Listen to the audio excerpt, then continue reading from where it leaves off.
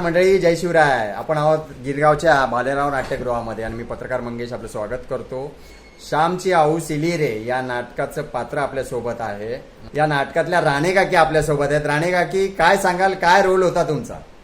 नमस्कार, माझं नाव सेजल जाधव आणि मी आज महाराष्ट्र राज्य नाट्य स्पर्धेत श्याम तुझी आऊ सिली रे या नाटकात राणे काकींची भूमिका केली आहे.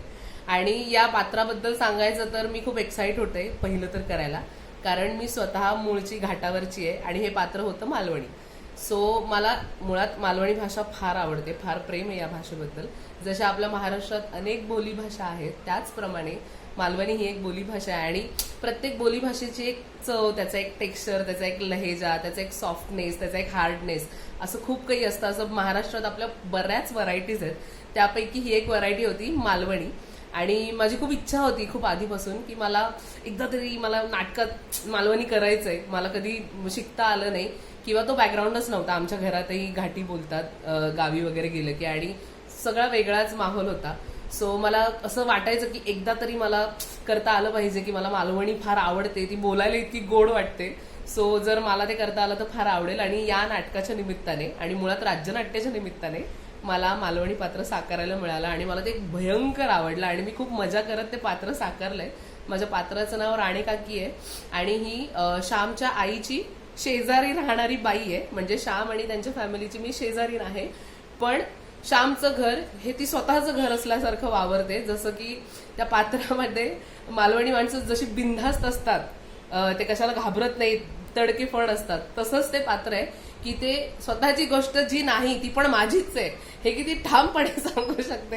हे मला या पात्राकडून शिकायला मिळालं आणि खूप मजा आली मला हे पात्र करताना. पहिलं तर ती भाषा शिकताना मला खूप चॅलेंजिंग होतं, कारण माझ्या भाषेत लहानपणापासून मी जे कानावर ऐकत आली आहे, जे बोलत आली आहे किंवा जे आमच्या घरात वातावरण होतं, सो तो घाटी लहेजा तो पटकन यायचा आणि मग त्यामुळे ते कॅरेक्टर, अर्थात ते जर मध्येच घाटी आणि मालवणी मिक्स झालं तर ते फार वाईट असतं. एकतर ते काहीतरी असावं.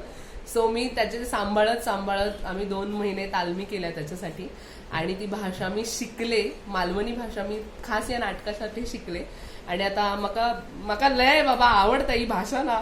मका इतकी बोलूची असं वाटतं ना की बस, म्हणजे या भाषेने मका काय तरी शिकवलं. म्हणजे आज जरी ही भाषा मका उपयोगाची नसली तरी उद्या खयो तरी जाऊन मका ती उपयोगात येतली. म्हणजे काही मी कोकणात गेलंय तर असे म्हणूचे नाही की बाबा तू आमच्यातली नाहीस, तसा मी काय असं सगळं फार मज्जा आहे आणि मला फार आवडलं हे पात्र करताना. आणि हे सगळं राज्यनाट्याच्या या 2 अंकी नाटकामुळे झालंय. सो मी माझ्यासारख्या अनेक कलाकारांना सांगेन की प्रत्येक नाटक आपल्याला काही ना काही शिकवत असतं. सो या नाटकाने जसं मला मालवणी भाषा शिकवली आहे तसं प्रत्येक नाटक तुम्हाला काही ना काही देत असतं. भले त्याचा उपयोग तुम्हाला आज होणार नाही, पण उद्या भले त्याचा उपयोग होईलच, कारण नाटकात शिकलेली कुठली गोष्ट वाया जात नाही, हे मी माझ्या अनुभवावरून सांगते. आणि आत्तापर्यंतचं हे माझं 3रं राज्यनाट्याचं 2 अंकी नाटक होतं. सो खूप मजा आली हे करताना आणि राज्यनाट्य स्पर्धा अशीच दरवर्षी खूप उत्साहाने भरत राहो. आमच्यासारख्या होतकरू कलाकारांना खूप मजा येत असते आणि आम्हाला यात सामील होत राहता यावं अशी खूप इच्छा आहे. आणि महाराष्ट्र शासनाने आणखी एकांकिकेच्याही स्पर्धा